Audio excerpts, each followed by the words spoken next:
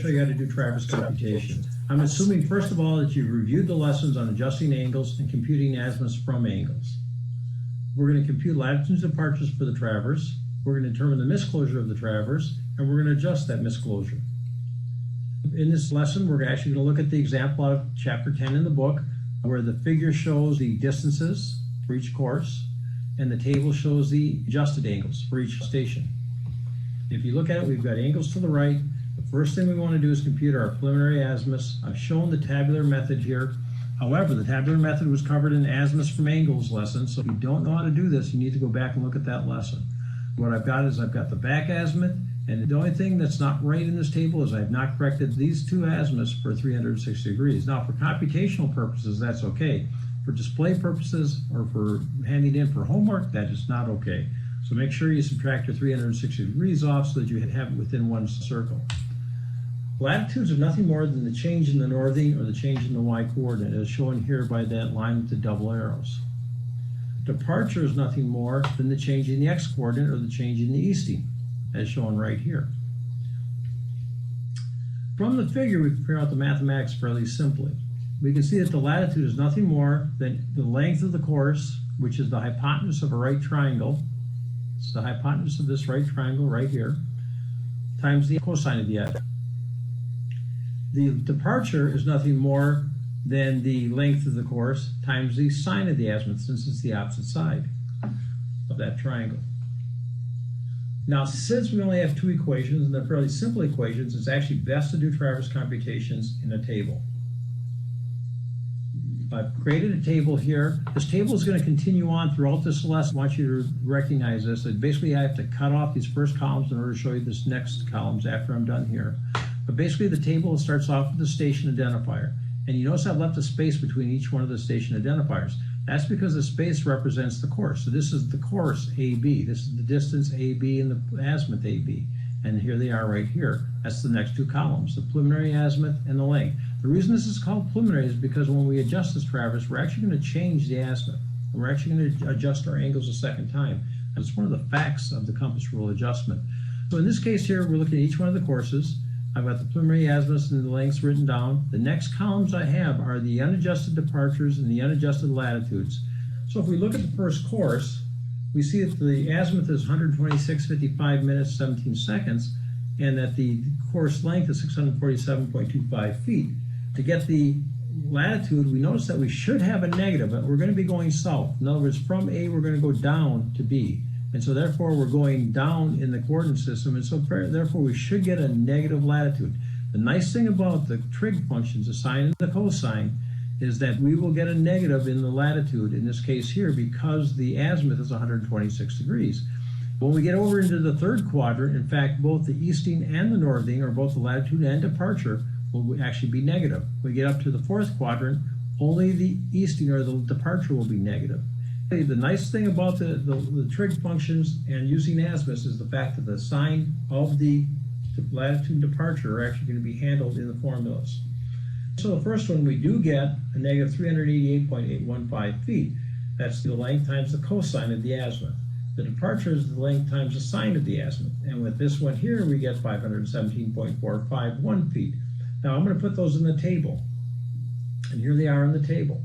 Now, since this is constantly repetitive, the length times the cosine for the latitude, the length times the sine for the departure, I'm just going to continue on without looking at a figure. I have put the equations up for you to follow along. Here's my equation for the departure. Here's my equation for the latitude. And basically what I've done here is I've multiplied this length times the sine of the azimuth to get the departure. I've multiplied this length times the cosine of this azimuth to get the latitude. And so, in fact, we're actually still going south, and we're still going east on this traverse. Now, eventually, we started off with A and we end up with A. And so eventually this traverse is going to loop around. And so we have to look at that. So basically, as I go down, I'm going to do my computations. You notice we have a northeast quadrant azimuth, and so therefore they're both positives. The next one here, we're actually in the northwest quadrant. We're in the fourth quadrant right here, 284 degrees. And so we actually have a negative departure and a positive latitude. And the last one, we're actually in the southwest quadrant. We're down in the third quadrant, and so we're going to end up with a negative and a negative. So we've got a negative latitude and negative departure. Now, since I started at A and I'm ending at A, the sum of these unadjusted departures and the unadjusted latitudes, the sum of each one of these columns should be 0. They won't be because of errors. Now, if this was a linked traverse, just to let you know what the difference between a polygon traverse is and a linked traverse, you would end up with another station here, F, which would have coordinates. The difference in those coordinates should equal the sum of the departures and the sum of the latitudes. You have to look in a linked traverse basically at the coordinates to figure out what the misclosure is going to be. But in this case here, they should sum to be 0, and in fact they don't. The departures are off by 26 thousandths, and the latitudes are off by 77 thousandths. Our overall length is 2,466 feet for this traverse. We just summed up all the lengths of each course. These numbers here allow us to compute the misclosures, adjust these departures and latitudes, and also figure out the precision of the traverse.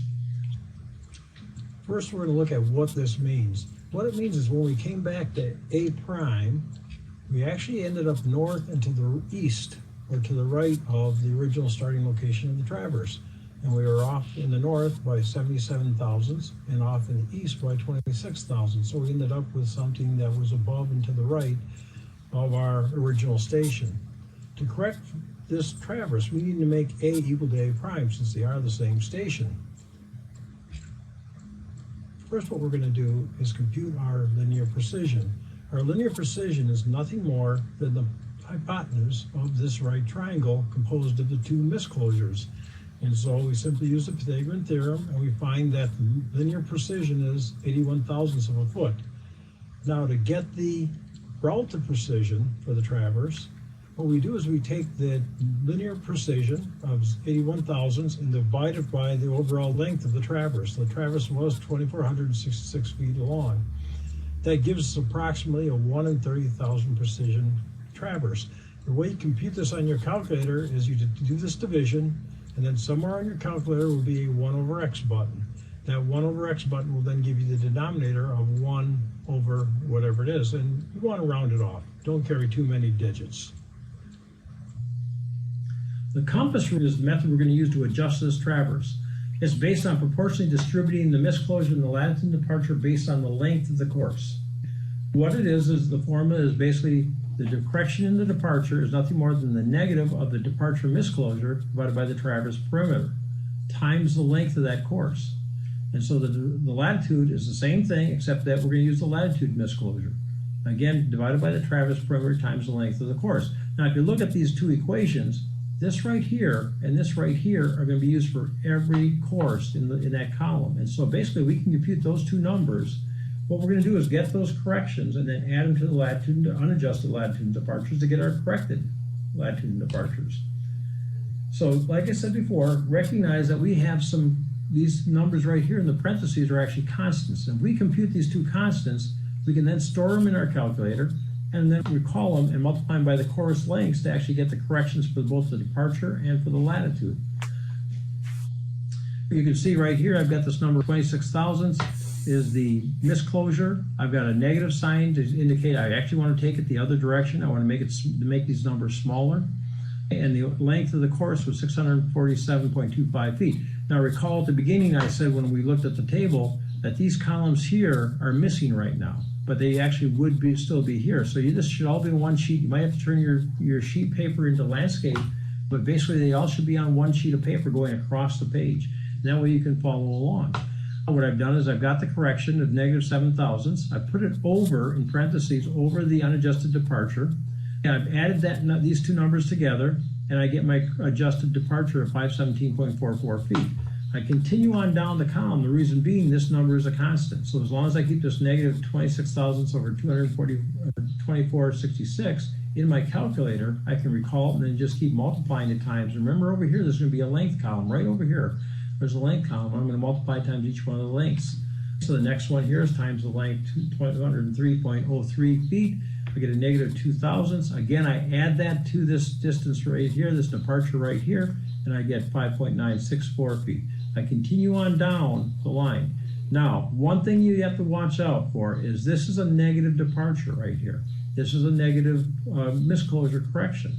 And so basically what I have to do is make sure I do these correctly in the calculator. Do not just add in a positive one or you're going to go the wrong direction. What will happen when you do that is you're going to actually end up with the same number down here, I think with an opposite sign.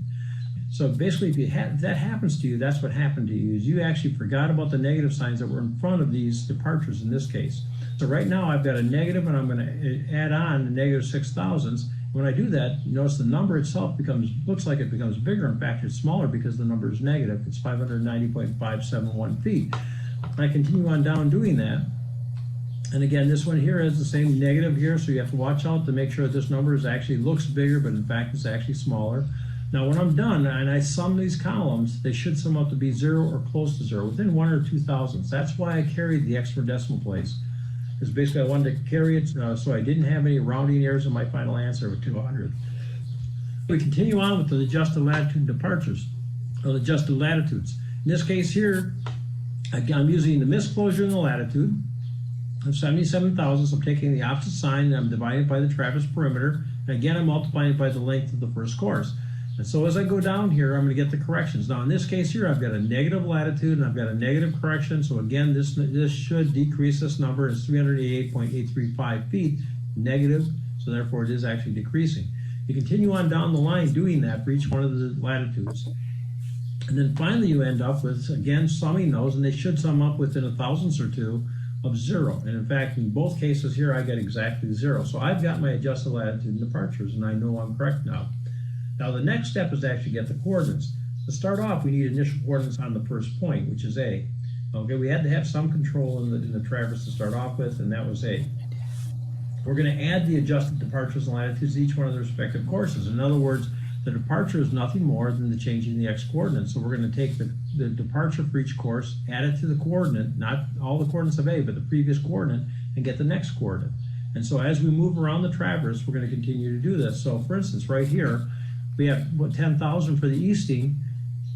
Our adjusted departure was 517.44 feet. We add those two together, we're going to get 10,517.444 feet. Yeah. I have rounded this number already off. I'm going to do the same thing here with the northing. I take the 5,000, subtract off 388.835 feet, and I get 4611.16. And in fact, there's actually a decimal point here, 5 feet. The reason I've rounded these off is this is the way the final answer should be shown, but when you're doing these computations going down this table, carry this extra digit. So carry the extra digit and then round it off as you write it down in your calculators. So I continue on doing that. The next set of coordinates, I take the previous coordinate, which in this case here is 517.44 feet. I add on 5.964 feet, and then I rounded it off, and I got 10,523.41 feet. I round it. And I continued on with this one too. I took the northing, added it to the latitude, and did this. Now obviously when you're doing this in a calculator, the easiest way to do it is through the column. Just start off with this number, add that number, get that, add that number, get that, add that number, get the next coordinate, add this number, get the next coordinate, and so on down the line. Basically I've done that for each one of the columns, and I end up with, this is my check that I've done the arithmetic correctly, I end up with 10,000 and 5,000.